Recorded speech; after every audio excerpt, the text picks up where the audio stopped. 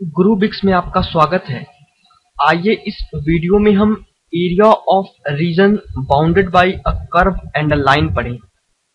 जो कर्व हम पढ़ेंगे वो सिंपल कर्व होंगे, that is circle, ellipse, parabola. आइए हम अब एनसीईआरटी का एग्जांपल 3 करें। Find the area of region bounded by the curve y is equal to x square and line y is equal to 4। तो y is equal to x square, ये कैसा curve होगा? आपने क्लास 11th में पढ़ रखा होगा कि ये जो कर्व है वो किसकी इक्वेशन है? पैराबोला की इक्वेशन है। सिमिलरली ये जो इक्वेशन है वो किसकी इक्वेशन है? लाइन की इक्वेशन है। और ये कैसी लाइन है? ये line parallel to x axis होगी। तो आइए सबसे पहले हम ग्राफ प्लॉट कर लें। तो आइए सबसे पहले हम इन दोनों कर्व्स के ग्राफ बनाएं और देखें कि हमें कौन सा एरिया कैलकुलेट करना है। तो ये देखिए, ये जो कर्व है y is equal to x square, ये एक पैराबोला की इक्वेशन है। और ये जो line y is equal to 4 है, ये पैरेलल टू एक्स एक्सिस है। हमें curve y is equal to x square और line y is equal to 4 से इनक्लोज्ड एरिया फाइंड आउट करनी है। तो इन दोनों से इनक्लोज्ड एरिया क्या होगी? ये एरिया, ये जो एरिया है ये bounded by curve y is equal to x square और line y is equal to 4 है। तो आप देख सकते हैं कि ये जो रीजन है जिसकी एरिया हमें कैलकुलेट करनी है वो दो पार्ट में बटा हुआ है। एक पार्ट है BONB और दूसरा पार्ट है ANOA, और दोनों पार्ट का एरिया इक्वल है। तो हम ऐसा करें कि पहले एक पार्ट का एरिया कैलकुलेट कर लें और उसे 2 से मल्टीप्लाई कर दें, तो हमें इस पूरे रीजन का एरिया मिल जाएगा। ओके, तो हम इस पार्ट का एरिया कैलकुलेट करेंगे और उसे 2 से मल्टीप्लाई कर देंगे। तो आइए इसका सॉल्यूशन करते हैं। सॉल्यूशन, तो एरिया कैलकुलेट करने के लिए सबसे पहले हम क्या करते हैं? सबसे पहले हम एक स्ट्रिप चूज करते हैं। हमने इसमें हॉरिजॉन्टल स्ट्रिप चूज की है जिसमें ये x है और जो इसकी हाइट है वो dy है। तो इस स्ट्रिप का एरिया क्या हो जाएगा? x dy। और इस x dy को हमें कहां से कहां तक इंटीग्रेट करना पड़ेगा? इस पूरे रीजन का एरिया फाइंड आउट करने के लिए हमें इस x dy एरिया के स्ट्रिप को फ्रॉम 0 टू 4 इंटीग्रेट करना होगा, क्योंकि ये जो पॉइंट है उसका कोऑर्डिनेट क्या होगा?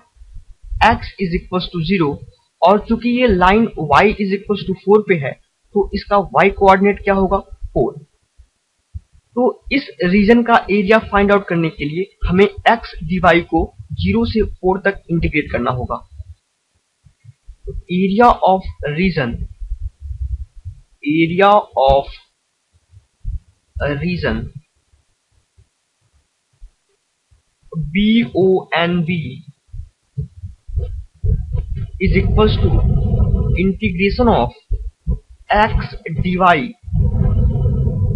जहां पर y कहां से कहां तक वेरी हो रहा है?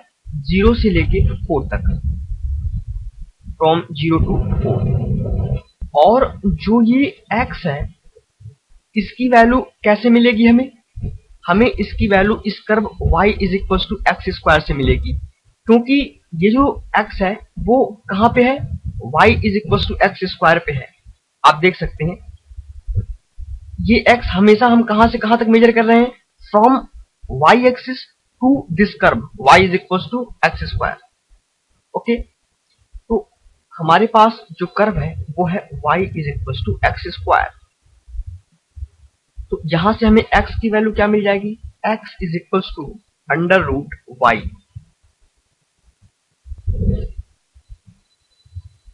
Plus minus under root y। तो एरिया ऑफ रीजन BONB क्या हो जाएगा? Area of region BONB, area of region BONB is equal to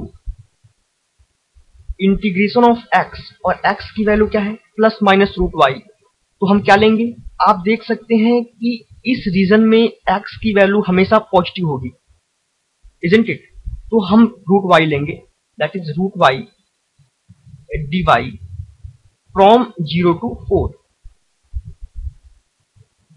और अंडर रूट वाई का इंटीग्रेशन,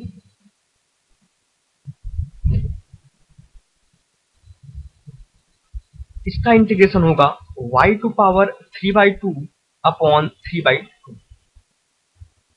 और लिमिट कहां से कहां तक, 0 से 4 तक। तो इसकी वैल्यू हो जाएगी, ये टर्म बाहर आएगा तो क्या होगा 2/3 इंटू, सबसे पहले y की जगह 4 रखें तो 4 टू पावर 3/2, और दूसरी बार y की वैल्यू जब 0 रखेंगे तो हमें 0 मिल जाएगा। This is equals to 2/3, 4 to power 3/2, this is equals to 8, and this area is equals to 16/3। तो हमें एरिया ऑफ रीजन VONB क्या मिला, 16/3। और अगर इस पूरे रीजन की एरिया हमें कैलकुलेट करनी है तो हमें इसे 2 से मल्टीप्लाई करना पड़ेगा, that means area of region AOBA is equals to 2 into area of region VONB, that is equals to 2 into 16/3, that is equals to 32/3। तो area of region AOBA, area of region